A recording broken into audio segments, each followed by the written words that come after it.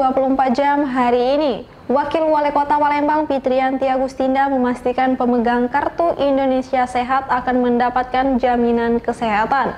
Untuk itulah bagi warga yang belum mendapat kartu ini, Fitri menganjurkan untuk melaporkan diri ke Dinas Sosial. Pemerintah Kota Palembang saat ini sedang fokus dalam memberikan jaminan kesehatan kepada seluruh warganya. Bagi warga dengan ekonomi yang lemah, jaminan kesehatan akan di-cover melalui pemegang Kartu Indonesia Sehat.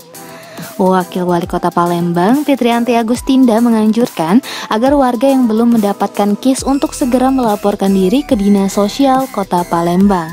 Hal ini diungkap Fitri saat melakukan pembagian KIS di Kelurahan Kebun Bunga Kecamatan Sukarami, kerjasama Pemkot Palembang bersama Yayasan Buddha Zuci.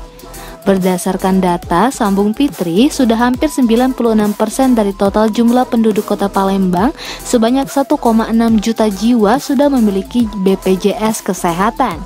Tahun ini, Pemkot Palembang juga telah menganggarkan dana sebesar 117 miliar rupiah untuk mengcover BPJS Kesehatan bagi masyarakat Palembang yang kurang mampu. Beberapa pekan yang lalu kita sempat mendapatkan informasi ya bahwa Yayasan Buddha Zuci ini sempat didatangi oleh beberapa warga Kota Palembang. Mereka mengeluhkan belum juga mendapatkan Kartu Indonesia Sehat. Oleh karena itu, dari informasi ini kita minta data dari Yayasan Buddha Zuci supaya nantinya bisa kita berikan langsung BPJS Kesehatan, dan alhamdulillah hari ini terrealisasi. Jadi sekali lagi saya berterima kasih kepada Buddha Zuci yang sudah mendata warganya yang datang untuk mendapatkan BPJS Kesehatan, dan alhamdulillah hari ini saya juga berterima kasih kepada Dinas Sosial, Dinas Kesehatan, dan seluruh pejabat pemerintah kota yang terlibat di sana, sehingga apa-apa yang sudah diusulkan oleh warga betul-betul bisa terrealisasi. Reporter dan juru kamera Dian Cahyani Fitri, Pavres.com. Pemirsa, SMK Negeri 1 Palawang menjadi satu-satunya sekolah di Sumatera Selatan yang sudah menjalin kerjasama dengan bursa luar negeri.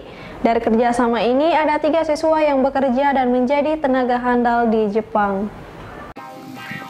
SMK Negeri 1 Lawang mulai tahun ini melakukan kerjasama dengan bursa luar negeri.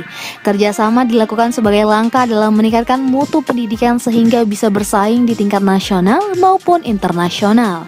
Dari hasil kerjasama tersebut, saat ini ada 3 siswa yang langsung bekerja dan menjadi tenaga handal di Jepang.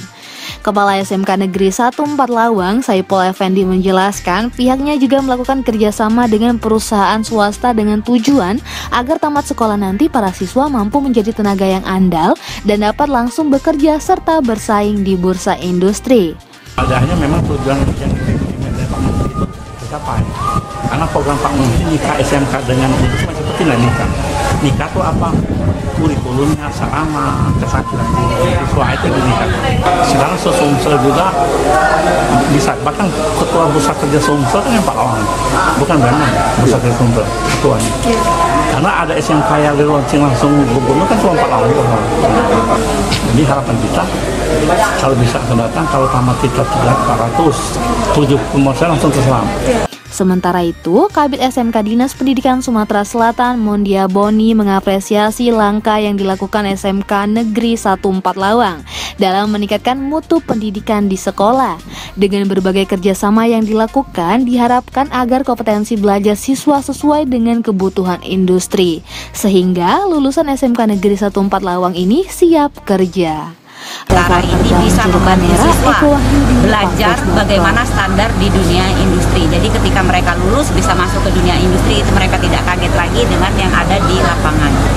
Kita sangat mendukung dari Dinas Pendidikan Provinsi Sumatera Selatan untuk program dari Bapak Gubernur Sumatera Selatan, yaitu menurunkan tingkat kemiskinan dari 2 digit menjadi 1 digit, yaitu dengan program kita menggenjot dari BKK-nya agar menjadi lebih aktif di setiap kabupaten di 17 kabupaten kota seprovinsi Sumatera Selatan ini.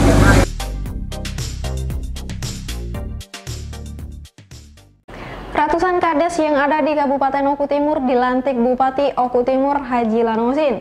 Pelantikan sendiri tidak dilakukan dalam satu tempat, namun dibagi menjadi 7 zona. Hal ini dilakukan sebagai upaya pencegahan terjadinya kerumunan untuk menghindari penyebaran COVID-19. Bupati Oku Timur Haji Lanosin resmi melantik ratusan kades yang terpilih dalam pemilihan kepala kades serentak yang digelar 7 April kemarin. Pelantikan kades ini dilakukan secara maraton yang dibagi ke dalam 7 zona.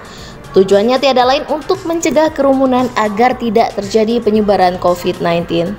Bupati Oku Timur Haji Lanosin mengatakan, peran kades dalam pembangunan daerah di desa sangat besar. Untuk itulah pihaknya akan memberikan beberapa tugas kepada kepala desa, diantaranya sebagai Satgas COVID-19 dan menjadi pioner dalam pemberantasan narkoba di desa.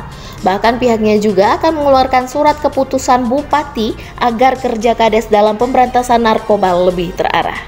Reporter dan juru kamera Arman Jaya, palpres.com. Berita terakhir Sumsel 24 jam hari ini. Sumatera Selatan dinilai berpotensi dalam membudidayakan tanaman porang. Hanya saja bisnis porang ini belum banyak diketahui oleh masyarakat. Padahal pasar porang sendiri banyak dicari di beberapa negara di Asia, mulai dari Jepang, Cina, Taiwan, hingga Korea. Budidaya porang menjadi peluang bagi Anda untuk mendapat penghasilan melimpah. Hal ini dikarenakan beberapa negara Asia banyak mencari tanaman umbi-umbian ini karena bisa diolah menjadi bahan kosmetik, mie ramen, dan lainnya. Ketua Penggiat Porang di Muara Enim Sutrisno mengatakan, prospek porang di Sumatera Selatan khususnya di Muara Enim sangat bagus. Untuk itulah pihaknya mulai mengedukasi masyarakat agar menanam porang karena bernilai ekonomi, mudah perawatan, peluang bisnis menjanjikan dari hulu ke hilir serta menjaga ketahanan pangan. Prospeknya sebenarnya bagus, cuman untuk edukasi ke masyarakatnya kita perlu untuk perlu edukasi terus menerus, Pak. Karena prospek porang di Sumsel ini khusus untuk tanahnya sangat bagus. Tinggal kita terjun langsung ke lapangan untuk edukasi dengan masyarakat sehingga masyarakat tahu cara dan pola tanamnya, waktu yang pas untuk di lahan tersebut. Sementara itu, petani porang Tanjung Serian Rami Fitriandi menambahkan, untuk menggalakkan tanaman porang, saat ini pihaknya sudah membentuk organisasi bernama P3N. Lewat organisasi inilah pihaknya bisa mengedukasi petani porang hingga bisa dipasarkan. Sama ya, ini caranya menjanjikan ini hasilnya kan.